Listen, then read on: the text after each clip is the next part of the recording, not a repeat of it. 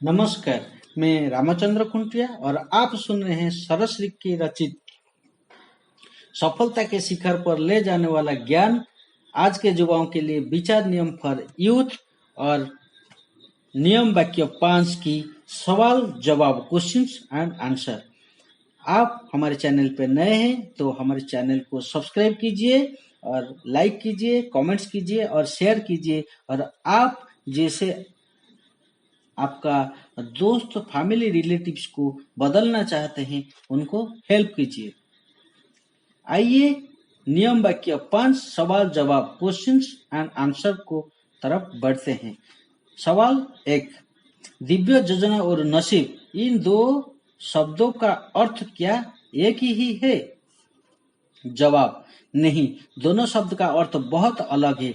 दिव्य योजना यानी master plan, हर इंसान के जीवन में ये मास्टर प्लान लगातार काम कर ही रहा है। पहले इस बात को अपने मन में पक्की करें कि दिव्य योजना में सब कुछ भरपूर होने के साथ साथ सकारात्मकता ठूस ठूस कर भरी हुई है। कुदरत चाहती है कि हर इंसान अपने उच्चतम विकसित रूप तक पहुंचे, जिसमें इंसान हर क्षेत्र में अपनी उच्चतम संभावना खोलता है। एक कसरत करने वाला वेट लिफ्टर हर दिन वजन उठाने का प्रयोग करके शारीरिक स्तर पर अपनी उच्चतम संभावना खोलता है। कोई विद्यार्थी मेमोरी और माइंड साइंस टेक्नोलॉजी का लगातार अभ्यास प्रैक्टिस करके अपनी बुद्धि की उच्चतम संभावना खोलना चाहता है। कोई कलाकार अलग अलग रचनाओं के द्वारा अपनी उच्चतम संभावना खोलता है। दिव्य योजना चाहती है कि हर इंसान उसके उच्चतम विकसित रूप तक पहुंचे। इसी कारण जब वो विकास पथ पर निरंतरता से चलने का निर्णय लेता है, तब कुदरत उसे लगातार कर्म संकेत देते रहती है। यदि इंसान के संकेत पहचान कर अपने भाव, विचार, वाणी और क्रिया से सही बीज डाल पाता है तो कुदरत उसे हर चीज सही समय पर भरपूर मात्रा में देना शुरू करती है। दिव्य योजना हर एक को केवल आगे लेकर जाना चाहती है और इसमें सभी के लिए सब कुछ भरपूर है। नसीब या लक, इस शब्द के साथ समाज में कई गलत धारणाएं प्रचलित है। मेरा तो लक ही खराब है, ये नंबर मेरे लिए लकी है, वो लकी था इसलिए जीत गया, आखिर मेरे नसीब में इतना ही है तो मुझे इतना ही मिलेगा, मेरा तो नसीब ही बेकार है। ऐसी कई सारी नकारात्मक पंक्तियां लोगों द्वारा हमें सुनाई देती है। मगर ध्यान रहे, नसीब या लक इस शब्दों के साथ नकारात्मक जुड़ी हुई है। जब इंसान नसीब पर भरोसा रखकर कोई कार्य शुरू करता है और अपने कार्य में 100% योगदान नहीं दे पाता, तब उसे असफलता का सामना करना पड़ता है। ऐसे में वो अपने गलत कर्मों को नजरअंदाज कर नसीब को कोसता है, जबकि सफलता उन्हीं को प्राप्त होती है जिन्होंने अपना पूर्ण 100% योगदान दिया होता है, जिन्होंने इस विषय को गहराई से समझकर जाने अनजाने में कुदरती नियम पर अमल किया है। मानव प्रयास करने के बावजूद भी किसी खिलाड़ी को कोई अवार्ड नहीं मिलता, तब या तो वह अपने नसीब को कोसता है या फिर निराश हो जाता है।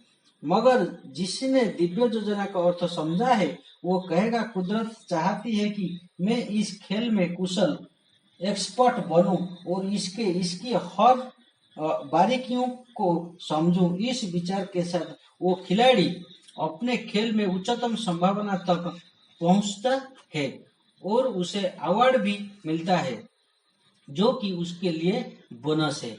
इस तरह कुछ लोग नसीब के भरोसे न रहकर दिव्य योजना से कर्म संकेत पाकर हर एक कार्य को बेहतरीन तरीके से पूर्ण करते हैं। अज्ञान और बेहोशी के कारण कई बार इंसान को ये भी विचार आता है कि कोई चीज किसी और को मिली है तो वो मुझे कैसे मिलेगी, जबकि सच्चाई यह है कि हर एक के जीवन में सब कुछ भरपूर है। कुदरत हर इंसान की सभी जरूरतों को पूरा करने के लिए रचनात्मक और समर्थ, क्रिएटिव एंड कैपेबल है। जरूरत है तो बस अपनी दिव्य योजना पर विश्वास रखने की। जब आप खुद में निरंतरता से खुश रहने की आदत डालते हैं, तब आप दिव्य योजना द्वारा आने वाली हर सकारात्मक चीजों के प्रति ग्रहणशील होने लगते हैं। सवाल 2, मैं अपने जीवन में ऐसा क्षेत्र पाना चाहता हूं जो मुझे बोझ न लगे बल्कि सदा खुशी दे, जिससे लोगों को कुछ अलग तथा नया करने की प्रेरणा मिले। मगर लगता है शायद ऐसा कैरियर मिलना संभव नहीं है। ऐसे में मुझे क्या करना चाहिए? जवाब, आपके अंदर कुछ अलग और अच्छा कार्य करने का जुनून है, वो बहुत ही बढ़िया बात है। हर शरीर का स्वभाव अलग होता है। इंसान जब खुद के स्वभाव अनुसार कार्य क्षेत्र चुनता है, तब वो उस क्षेत्र में नव निर्माण कर पाता है। हालांकि हर इंसान में कम से कम एक ऐसा गुण होता है जो उसकी विशेषता होती है, जिसे विशिष्ट पहचान, यूनिक आइडेंटिटी भी कहा जा सकता है। विश्व में कई लोग ने खुद को जानकर अलग रास्ता अपनाया और उस क्षेत्र में महारत हासिल की। ऐसे लोग औरों के लिए प्रेरणा स्रोत बनते हैं। आप भी यदि ऐसे प्रेरणा स्रोत बनना चाहते हैं तो ये बहुत अच्छी बात है, मगर सबसे पहले आपको चुंबक बनकर पंचवा नियम वाक्य समझना होगा। सब कुछ भरपूर है। जब आप सकारात्मक भावों में रहना शुरू कर देंगे, तब कुदरत स्वतः ही आपके लिए बना क्षेत्र आप तक पहुंचाएगी, क्योंकि कुदरत में प्रेम, स्वास्थ्य, आनंद, शांति, पैसा, प्रेरणादायी कार्य, रचनात्मक आदि भरपूर है। फिर भी ज्यादातर लोग इस नियम को समझने में असफल होते हैं। आप बताएं, जब आप अलग कार्य करेंगे तब आपकी निश्चिंत क्या मिलेगा? सवाल, मुझे लगता है कि मैं उस कार्य के साथ खुश रह पाऊंगा, उसमें मुझे आंतरिक समाधान मिलेगा जो आज महसूस नहीं हो रहा है, जिस कारण मैं उदास रहता हूँ, और ऐसा कैरियर आज की तारीख में मुझे कहीं दिखाई भी नहीं दे रहा है। जवाब, इसी वजह से आपको अपना पसंदीदा क्षेत्र नहीं मिल रहा है, क्योंकि उदास होते ही आप अपनी और नकारात्मक आकर्षित करने वाले पीतल बन जाते हैं। आपने कहा कि मनचाहा कैरियर मिलते ही मैं आंतरिक समाधान महसूस करूंगा। अगर आप वाकई ऐसा कैरियर चाहते हैं तो आपको इसी क्षण से आंतरिक समाधान महसूस करना शुरू करना होगा। जैसे आपको अपने जीवन का उद्देश्य मिल चुका है, इसी क्षण से आप संतुष्ट रहना शुरू करें। इसे कहते हैं रिलैक्स्ड मैग्नेट बनना। जब आप कुछ पल शांत, खुशी और आराम की अवस्था में रहकर कार्य करते हैं, तब कुदरत उसी भावना को फिर से निर्माण करने के लिए वैसी घटना निर्माण करती है जिसे खुशी और शांति आपको महसूस हो, क्योंकि अब आप समाधान आकर्षित करने वाले चुंबक बन चुके होते हैं।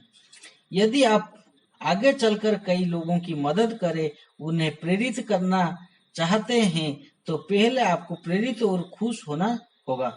विश्व में आज तक उन्हीं लोगों को समाधान प्राप्त हुआ जिन्होंने कुदरत पर अटूट विश्वास रखते हुए कार्य किए।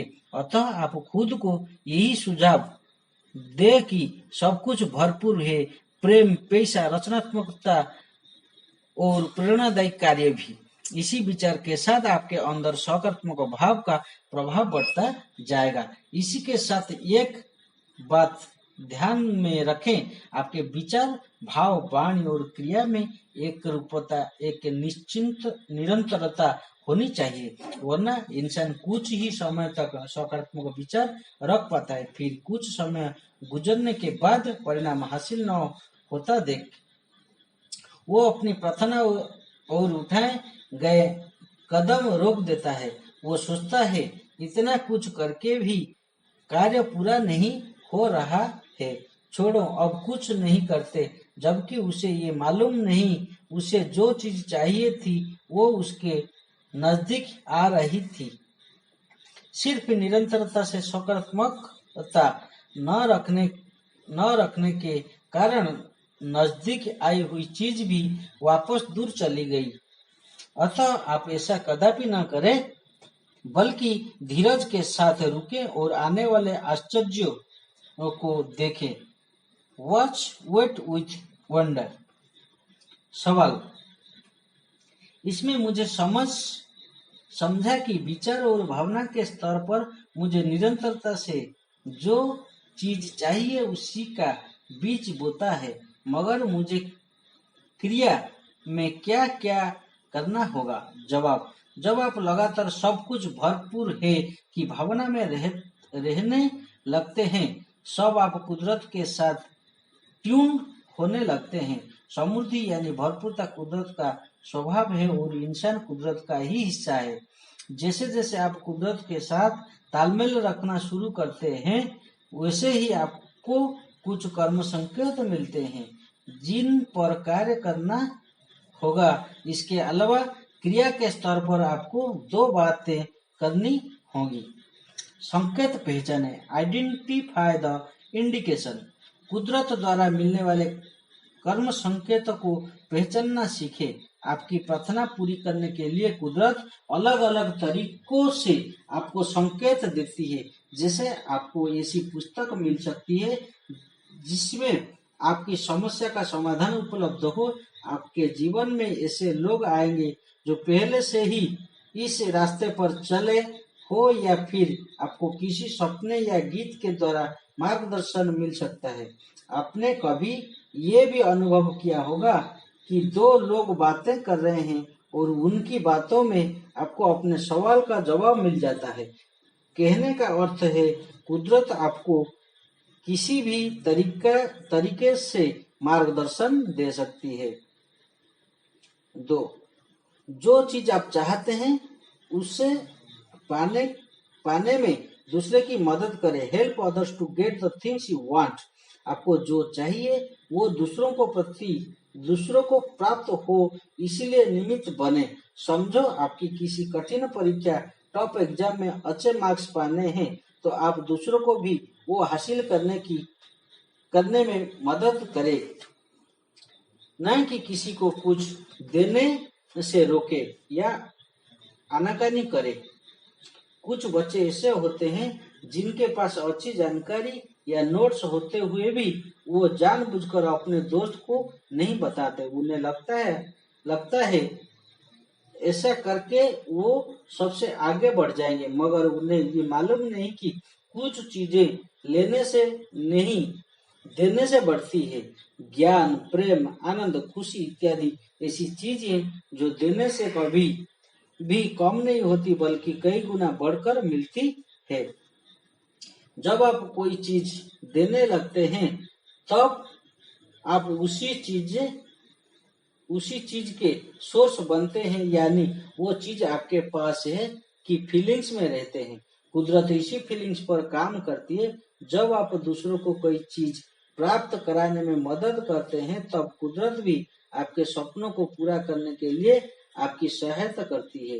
अतः कुदरत की शक्ति पर भरोसा रखें और सदा आशावादी विचारों के बीज बोएं, देने वाले बने, ताकि देने वाला आपको हर चीज भरपूर दे। धन्यवाद। आप हमारे चैनल पर नए हैं तो चैनल को सब्सक्राइब कीजिए, लाइक कीजिए, कमेंट कीजिए और शेयर कीजिए, ताकि आपका दोस्त, आपका फैमिली मेंबर्स जिसका आपको हेल्प करना चाहते हैं, उसको ये हेल्प मिले और उनका जीवन धन्य हो। धन्यवाद।